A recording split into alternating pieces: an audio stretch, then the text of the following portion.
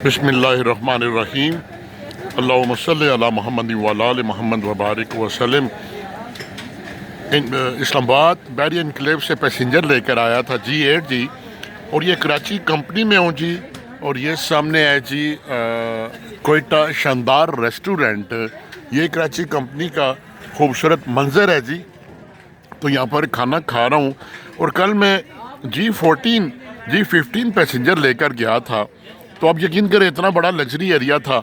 वहाँ पर भी एक होटल था, वहाँ पर मैंने दाल और रोटी खाई, तो 4-5 रोटियाँ खा गया मैं। अचार था, साथ सलाद था, और बड़ी अच्छी दाल बनी हुई थी। तो उन्होंने 280 रुपये बिल लिए सिर्फ। तो ये भी देखता हूँ जी कितना बिल चार्ज करेंगे। और ये कोयटा कैफ़े वालों की सबसे बड़ी जो अच्छी बात है, ये साफ़ सुथरे इनका साफ़ सुथरा माहौल है। और बड़ा ज़बरदस्त कराची कंपनी में पैसेंजर लेकर आया हूँ।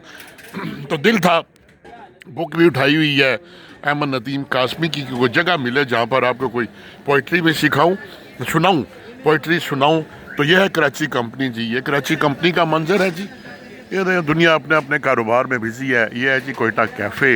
और अल्लाह ताला खैर करे, अल्लाह पाक करम करे जी। खुदा ताला सबको सलामत रखे। वस्सलाम।